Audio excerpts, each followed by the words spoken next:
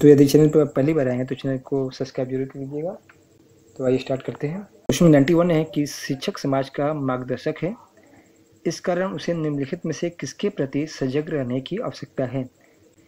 क्या होता है कि शिक्षक समाज का एक मार्गदर्शक होता है, तो उसका क्या जिम्मेदारी है, सजग रहने की आवश्यकता किसके प्रति है। ऑप्शन है सामाजिक आडंबरों के प्रति, समाज की आर्थिक उन्नति के प्रति, समाज की स्त्रियों के प्रति, या समाज के प्रतिष्ठित व्यक्तियों के प्रति। तो जो उसका राइट आंसर है वह है ऑप्शन नंबर ए, सामाजिक आडंबरों के प्रति शिक्षक को हमेशा सजग अलर्ट होने की आवश्यकता है। क्वेश्चन नंबर 92 है कि शिक्षक की योग्यता एवं आचरण का सबसे अच्छा मूल्यांकन करते हैं। ऑप्शन है उनके प्रधानाचार्य, उनके शिष्य, समाज के संभ्रात लोग या विशेषज्ञ। तो शिक्षक की योग्यता और उसके आचरण का जो मूल्यांकन कोई अगर कर सकता है, सबसे अच्छा मूल्यांकन कर सकता है, तो वे न तो प्रधानाचार्य कर सकते हैं, न समाज के संभ्रात लोग, न ही विशेषज्ञ, बल्कि उनके शिष्य ये काम अच्छे से कर सकते हैं, मतलब मूल्यांकन अच्छे से कर सकते हैं। तो इसका राइट आंसर हो जाएगा उनके शिष्य। ये अध्यापक के लिए सबसे मूल्यवान क्या है, उसकी नौकरी, उसकी गरिमा एवं मर्यादा, या छात्रों का विश्वास, या उसकी शिक्षण के प्रति आस्था। तो जो उसका राइट आंसर हो जाएगा वह होगा ऑप्शन नंबर सी, छात्रों का विश्वास। अध्यापक के लिए सबसे मूल्यवान है। यदि छात्र आप पे विश्वास कर रहे हैं तो आपको विश्वास को तोड़ना नहीं चाहिए। तो इसका राइट आंसर हो जाएगा अध्यापक के लिए सबसे मूल्यवान क्या है, छात्रों का विश्वास। क्वेश्चन 94 है कि नए नए संचार माध्यमों के विकास ने कक्षा में शिक्षक के दायित्वों को क्या किया है, बहुत बढ़ा दिया है, या पूर्वतर रखा है, या घटा दिया है, या निभाना आसान बना दिया है। तो नए नए संचार के माध्यम विकसित हो रहे हैं शिक्षा क्षेत्र में, तो शिक्षक का दायित्व का क्या हो रहा है आधुनिक समय में कि उनके दायित्व को बहुत बढ़ा दिया है। क्वेश्चन नंबर 95 की अधिगम का श्रव्य दृश्य साधन है। ओवरहेड प्रोजेक्ट, बंद परिपथ दूरदर्शन, स्लाइड प्रोजेक्टर, या टेप रिकॉर्डर। तो जो इसका राइट आंसर है वह बंद परिपथ दूरदर्शन क्या है, अधिगम का श्रव्य और दृश्य साधन है। क्वेश्चन 96 है कि डिस्ग्राफिया किस प्रकार का अधिगम क्षमता है। ऑप्शन है लेखन संबंधी, पठन संबंधी, मनोसामाजिक, या उपयुक्त सभी। डिस्ग्राफिया किस प्रकार की अधिगम अक्षमता है, तो डिस्ग्राफिया जो है लेखन संबंधी अक्षमता को प्रदर्शित करता है। क्वेश्चन 97 है कि प्राथमिक स्तर पर बच्चों में कौशल विकास किस क्रम में होना चाहिए। ऑप्शन है सुनना, लिखना, पढ़ना, बोलना, या सुनना, बोलना, पढ़ना, लिखना, या लिखना, पढ़ना, बोलना, सुनना, या पढ़ना, फिर बोलना, फिर सुनना, फिर लिखना। तो जो उसका राइट आंसर है वह होगा ऑप्शन नंबर बी, भाषा कौशल विकास के लिए जो क्रम है बच्चों के लिए, पहले बच्चे सुनेंगे, फिर बोलेंगे, फिर उसको पढ़ेंगे, फिर अंत में क्या आता है लिखना। तो पहले सुनना आता है और लास्ट में क्या आता है लिखना। तो ये क्रम है, मोस्ट इम्पॉर्टेंट है। क्वेश्चन नंबर 98 है कि स्व केंद्रित अवस्था बालक की किस अवस्था को कहा जाता है। स्व केंद्रित अवस्था बालक की किस अवस्था को कहा जाता है। ऑप्शन है बाल्यावस्था, किशोरावस्था, शिशुअवस्था, या उपयुक्त में से कोई नहीं। तो इसका राइट आंसर है वह है ऑप्शन नंबर सी, शिशुअवस्था को स्व केंद्रित अवस्था कहा जाता है। क्वेश्चन 99 है कि छात्रों में मौखिक अभिव्यक्ति को किस प्रकार विकसित किया जा सकता है। मौखिक अभिव्यक्ति की बात हो रही है, प्रश्न पूछकर, कक्षा कार्य द्वारा, चर्चा परिचर्चा द्वारा, या प्रोजेक्ट विधि द्वारा। तो छात्रों में मौखिक अभिव्यक्ति मतलब छात्रों को मौखिक अभिव्यक्ति अपने आप को प्रेजेंट करने के लिए आप इनमें से चारों ऑप्शन में से किस माध्यम का प्रयोग करके उनमें इस मौखिक अभिव्यक्ति का विकास कर सकते हैं।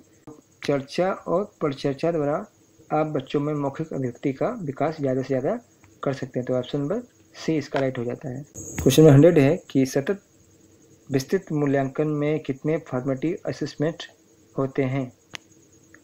ऑप्शन 3, 4, 5 या 6। तो जो इसका राइट आंसर है वह है option number B, 4 formative assessment होते हैं किसमें, सतत विस्तृत मूल्यांकन में। क्वेश्चन नंबर 101 है कि विशिष्ट बालकों की श्रेणी में किस प्रकार के बालकों को शामिल किया जाता है। ऑप्शन है वंचन के आधार पर विभिन्न बालक, बौद्धिक रूप से विभिन्न बालक, शारीरिक रूप में विभिन्न बालक या उपयुक्त सभी। तो यहाँ बात हो रही है विशिष्ट बालक की श्रेणी में जो बालक शामिल किए जाते हैं वे होगा ऑप्शन नंबर डी, उपयुक्त सभी। तो जो वंचन प्रकार के बालक होते हैं, जो बौद्धिक रूप से कमजोर बालक होते हैं, भिन्न बालक होते हैं, और जो शारीरिक रूप से भिन्न बालक होते हैं, इन सभी को ही विशिष्ट बालकों की कैटेगरी में रखा जाता है।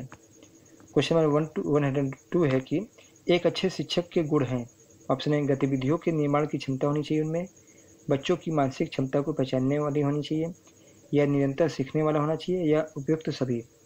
तो एक अच्छे शिक्षक में क्या होना चाहिए, पहली बात वो लगातार हमेशा सीखने वाला होना चाहिए, और इसके अलावा उसमें गतिविधियों के निर्माण की क्षमता भी होनी चाहिए, और इसके साथ ही साथ बच्चों की मानसिक क्षमता को पहचानना चाहिए कि बच्चे किस प्रकार सोचते हैं और उनका किस प्रकार मानसिक क्षमता का विकास किया जा सकता है।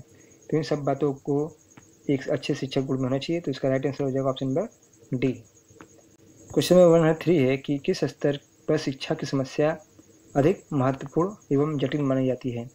तो कौन सा शिक्षा का स्तर है जहाँ पर शिक्षा की समस्या सबसे अधिक जटिल महसूस की जाती है। ऑप्शन है उच्च प्राथमिक स्तर की शिक्षा, माध्यमिक स्तर की शिक्षा, प्राथमिक स्तर की शिक्षा, या उच्च स्तर की शिक्षा।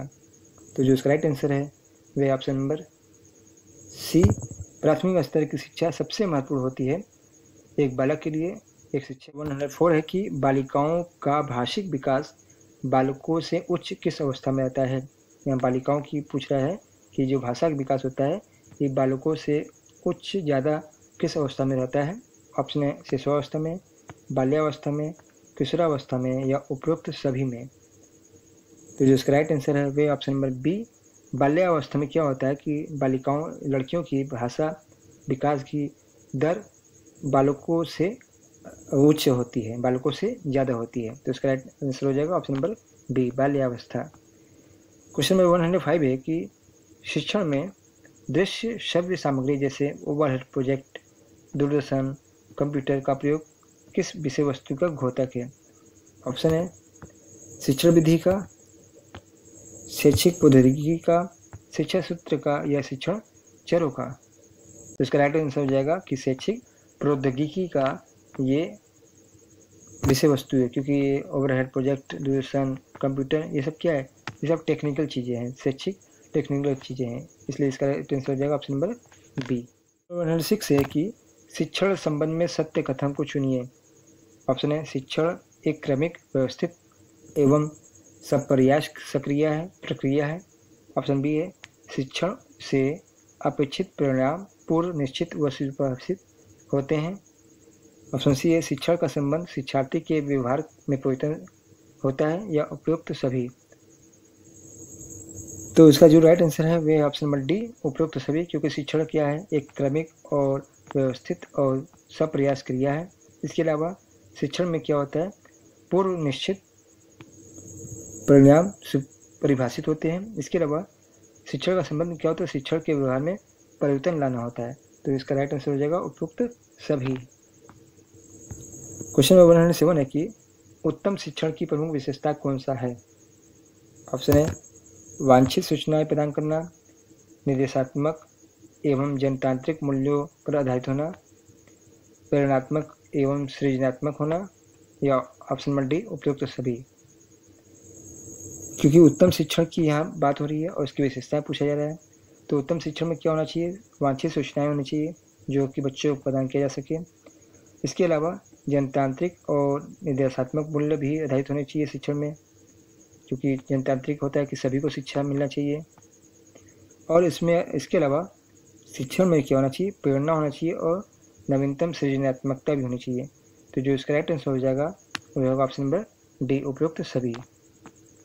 क्वेश्चन नंबर 108 है कि एक शिक्षक को कल्पना के विकास के लिए क्या क्या करना चाहिए। तो क्वेश्चन का कहना है कि बच्चों में कल्पना के विकास करने के लिए क्या क्या शिक्षक कर सकता है। ऑप्शन है कहानी सुनाना चाहिए, ज्ञानेंद्रियों को प्रशिक्षित करना चाहिए, रचनात्मक प्रवृत्ति के विकास पर ध्यान देना चाहिए, या उपयुक्त सभी। तो इसके लिए जो राइट आंसर होगा वह होगा ऑप्शन नंबर डी, क्योंकि कल्पना का विकास करना है बच्चों में तब उनको जब कहानी सुनाएंगे तो क्या होगा, उनमें नई नई कल्पनाएँ प्रेरित होती है, उत्पन्न होती है। और इसके अलावा उनमें रचनात्मक प्रवृत्ति के विकास पर ध्यान देना चाहिए, जिससे उनका कल्पना का विकास हो। इसके अलावा उनकी ज्ञानेंद्रियों को भी प्रशिक्षित करना चाहिए। तो ये सब विकास के लिए होने चाहिए, इसलिए इसका ऑप्शन नंबर डी राइट हो जाता है। क्वेश्चन 109 है कि निम्नलिखित में से असत्य को पहचानिए। किंडरगार्टन पद्धति फॉबेल, मॉन्टेसरी पद्धति मरिया मॉन्टेसरी, प्रोजेक्ट प्रणाली आर्मस्ट्रांग और डाल्टन प्रणाली जो है श्रीमती प्राकहस्ट। तो इसमें से कौन सा सम्मिलित नहीं है ये पहचानना है और असत्य को पहचानना है। आंसर है ऑप्शन नंबर सी प्रोजेक्ट प्रणाली। प्रोजेक्ट प्रणाली आर्मस्ट्रांग का नहीं है बल्कि किलपैट्रिक का है। किसका? किलपैट्रिक का है। और आर्मस्ट्रांग ने क्या किया था? खोज विधि का जन्मदाता है।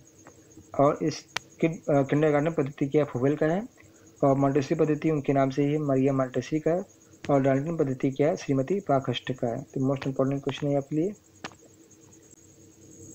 कि निम्नलिखित में से किस क्रिया विधि द्वारा बालकों में सामाजिकता विकसित होती है।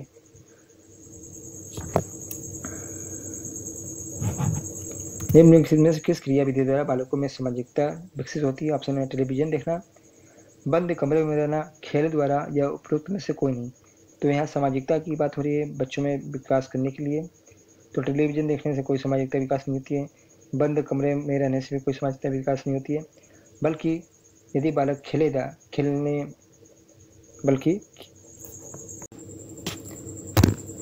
तो किस क्रिया विधि द्वारा बालक में सामाजिकता विकास विकसित होती है। ऑप्शन टेलीविजन दिखना, बंद कमरे में रहना, खेल द्वारा या उपयुक्त में से कोई नहीं। तो टेलीविजन देखने से बच्चे में सामाजिकता विकास नहीं होता, बंद कमरे में रहने से सामाजिकता विकास नहीं होती, बल्कि खेल द्वारा बच्चों में सामाजिकता का विकास होती है। उनमें निर्णय लेने की क्षमता उत्पन्न होती है, नेतृत्व करने की क्षमता उत्पन्न होती है और सामाजिकता का विकास भी होता है। तो इसका सही आंसर हो जाएगा option number C. Question number 111 है कि निम्न में से कौन सा भाषा अवबोधन से संबंधित विकार है। ऑप्शन है भाषाघात, पठन विकल्प, वाक रोग या चला घात। तो जो इसका राइट आंसर है वह है भाषाघात। भाषाघात क्या होता है? भाषा अवबोधन से संबंधित विकार है। इसको जानते क्या होता है। तो भाषा अवबोधन से संबंधित विकार जो है वे भाषाघात है, जिसे इंग्लिश में कहते हैं एफिजिया। तो भाषाघात क्या होता है? मस्तिष्क की ऐसी विकृति होती है जिसमें व्यक्ति के बोलने लिखने तथा बोलने एवं लिखे हुए शब्दों को समझने में क्या होता है? अनियमितता, अस्पष्टता, स्थायी विकार उत्पन्न हो जाता है। क्वेश्चन नंबर 12 है कि निम्नलिखित में से किसको प्रभावी शिक्षण विधि के अंतर्गत शामिल नहीं किया जाता है।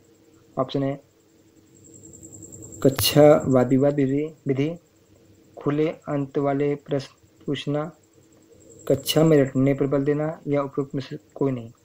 तो ये प्रभावी शिक्षण विधि के अंतर्गत क्या आप शामिल नहीं करना चाहेंगे। तो कक्षा में वाद विवाद तो होना चाहिए, खुले और अंत वाले प्रश्न भी होने चाहिए, लेकिन कक्षा में रटने पर बल देना ये नहीं। शिक्षा नीति और जितने भी नीतियाँ बनी है शिक्षा नीति, वे कभी भी इस पर बल नहीं देता है कि कक्षा में रटने पर बल दिया जाए। तो इसका प्रभावी शिक्षण विधि में अंतर्गत इसको शामिल नहीं किया जा सकता। क्वेश्चन नंबर 113 है कि इंद्रियों के प्रशिक्षण की संकल्पना किसके द्वारा दी गई है। ऑप्शन है मॉन्टेसरी द्वारा, फॉबेल द्वारा, या ऑप्शन ए और बी दोनों, या इनमें से कोई नहीं। तो जो इसका राइट आंसर है वह ऑप्शन नंबर सी फॉबेल और मॉन्टेसरी द्वारा इंद्रियों के प्रशिक्षण की संकल्पना दी गई है। क्वेश्चन नंबर 14 है कि भारतीय विश्वविद्यालय आयोग की स्थापना किसका प्रमुख उद्देश्य क्या था। भारत में शिक्षा का व्यापक प्रसार करना, स्थिर शिक्षा को महत्व देना, उक्त में से कोई नहीं, या उक्त दोनों। तो जो इसका राइट आंसर है वह है ऑप्शन नंबर ए, भारत में शिक्षा का प्रचार प्रसार करना ही भारतीय विश्वविद्यालय आयोग की स्थापना का प्रमुख उद्देश्य था। क्वेश्चन नंबर 15 है कि सैडलर आयोग ने किस विश्वविद्यालय की जांच की। कलकत्ता विश्वविद्यालय, इलाहाबाद विश्वविद्यालय, मद्रास विश्वविद्यालय या उपयुक्त सभी। तो इसका राइट आंसर है कि सैडलर आयोग ने कलकत्ता विश्वविद्यालय की जांच की। नेक्स्ट क्वेश्चन है कि सैडलर कमीशन का गठन कब किया गया। ऑप्शन है वर्ष 1915 में, वर्ष 1917 में, वर्ष 1918 में, या वर्ष 1920 में। तो जो इसका राइट आंसर होगा वह होगा ऑप्शन नंबर बी, वर्ष 1917 में सैडलर कमीशन का गठन किया गया। क्वेश्चन नंबर 170 के भारतीय विश्वविद्यालय आयोग की स्थापना किस वायसराय के शासनकाल में हुई? ऑप्शन है Lord Hardinge, Lord Curzon, Lord Macaulay या विलियम हंटर। तो जो इसका राइट आंसर है वह option number B, Lord Curzon के समय भारतीय विश्वविद्यालय आयोग की स्थापना हुई। नेक्स्ट क्वेश्चन है कि भारतीय विश्वविद्यालय आयोग की स्थापना कब की गई? ऑप्शन है 1901 में, 1930 में, 1940 में या 1945 में। तो जो इसका राइट आंसर है वह है ऑप्शन नंबर ए, 1901 में भारतीय विश्वविद्यालय आयोग की स्थापना की गई। नेक्स्ट क्वेश्चन है कि लॉर्ड कर्जन ने शिक्षा क्षेत्र में किस नीति का अनुकरण किया? किसने? लॉर्ड कर्जन ने। ऑप्शन है अनुदान नीति का, उदार नीति का, गैर सरकारी नीति का या उक्त सभी का। तो इसका राइट आंसर हो जाएगा ऑप्शन नंबर बी, उदार नीति का अनुकरण किया था लॉर्ड कर्जन ने शिक्षा के क्षेत्र में। क्वेश्चन लास्ट है आपका 120 क्वेश्चन नंबर है कि स्वतंत्रता प्राप्ति से पूर्व 1935 में शिक्षा क्षेत्र में सबसे पहले निम्नलिखित में से किस संस्था की स्थापना हुई? ऑप्शन है राष्ट्रीय शैक्षिक अनुसंधान और प्रशिक्षण परिषद, जिला प्राथमिक शिक्षा आयोग, केंद्रीय शिक्षा सलाहकार बोर्ड या उपरोक्त में से कोई नहीं। तो स्वतंत्रता की प्राप्ति से पूर्व 1935 में शिक्षा क्षेत्र में जो सबसे पहली संस्था की स्थापना हुई थी वह हुई थी केंद्रीय शिक्षा सलाहकार बोर्ड की। मित्रों, ऐसी प्रैक्टिस सेट के लिए हमारे चैनल पर बने रहें और चैनल को लाइक, सब्सक्राइब और शेयर जरूर कर लें। और टेलीग्राम चैनल का लिंक आपको डिस्क्रिप्शन में मिल जाएगा, वहाँ से इसको ज्वाइन कर लें। वहाँ पर आपको ये PDF उपलब्ध करा दी जाएगी। तो मिलते हैं नेक्स्ट वीडियो में। धन्यवाद।